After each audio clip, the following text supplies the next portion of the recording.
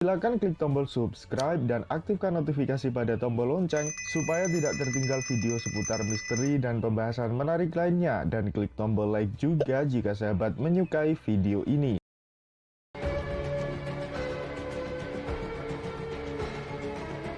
Kali ini kami akan membahas mengenai kehebatan Nabi Sulaiman yang menaklukkan bangsa jin atas kehendak Allah. Sumber kami menjelaskan bahwa Nabi Sulaiman mempunyai gaya sendiri di dalam berdakwah. Nabi Sulaiman sangat kaya raya karena sebagai contoh bahwa agama Allah bisa memiliki orang super kaya, karena pada zaman tersebut orang hanya menghargai kekayaan.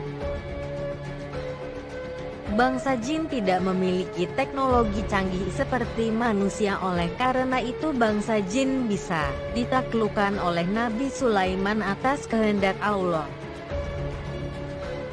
Sumber kami menjelaskan bahwa setelah bangsa jin ditaklukkan oleh Nabi Sulaiman, maka bangsa jin dibawa ke dimensi manusia dan bangsa jin dijadikan prajurit dan pekerja oleh Nabi Sulaiman.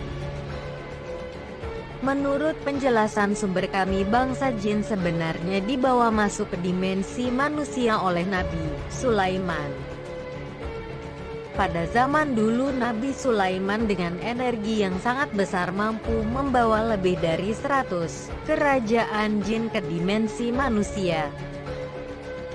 Semua bangsa jin yang telah dibawa oleh Nabi Sulaiman ke dimensi manusia untuk dijadikan pekerjaannya.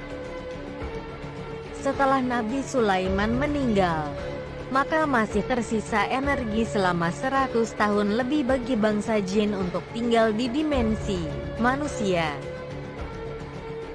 Bangsa jin sebenarnya tidak mengetahui Nabi Sulaiman sudah meninggal karena energi yang bangsa jin dipakai untuk hidup di alam manusia masih ada. Namun saat tongkat Nabi Sulaiman sudah dimakan oleh rayap dan jasad Nabi Sulaiman terguling, jatuh. Pada saat itu barulah bangsa jin mengetahui setelah memeriksa jasad Nabi Sulaiman yang telah menjadi tengkorak. Menurut penjelasan sumber kami, kondisi jasad Nabi Sulaiman tidak terlihat karena Nabi Sulaiman selalu memakai jubah dan kerudung lebar seperti baju altar. Setelah Nabi Sulaiman meninggal, tepatnya 100 tahun kemudian, sisa energi Nabi Sulaiman akhirnya habis, dan para jin kehilangan energi pendukung hidupnya di dimensi manusia. Bangsa jin yang hidup di dimensi manusia terus mencoba menembus portal antar dimensi untuk kembali ke alam jin, tetapi usaha bangsa jin untuk kembali ke alam jin selalu gagal. Bangsa jin yang hidup di dimensi manusia akhirnya mati dan hancur. Namun ada yang selamat, yakni anak keturunan bangsa jin yang sudah kawin silang dengan manusia. Anak bangsa jin dan manusia menjadi bangsa onom atau yang lebih dikenal dengan sebutan orang Bunian, yaitu masyarakat setengah jin dan setengah manusia. Jadi bisa disimpulkan sejarah bangsa orang Bunian dimulai sejak zaman Nabi Sulaiman. Di negara Indonesia terdapat banyak bangsa onom atau orang Bunian.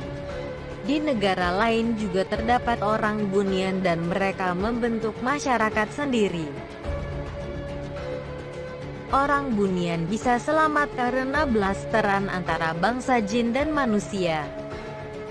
Akan tetapi orang Bunian terperangkap di dimensi transisi antara manusia dan jin. Menurut sumber kami, bangsa Lemurian mempunyai kemampuan melihat dan menyentuh bangsa jin, bahkan mampu memasuki alam jin. Namun hal tersebut tidak dilakukan oleh bangsa Lemuria karena bangsa Lemuria bukan bangsa penjajah. Bagi kalian yang tidak memahami dan mempercayai cerita ini, anggap saja sebagai dongeng. Terima kasih telah menonton sampai selesai. Kalau ada yang keliru kami memohon maaf karena kebenaran hanya milik Allah dan hanyalah Allah yang Maha Mengetahui.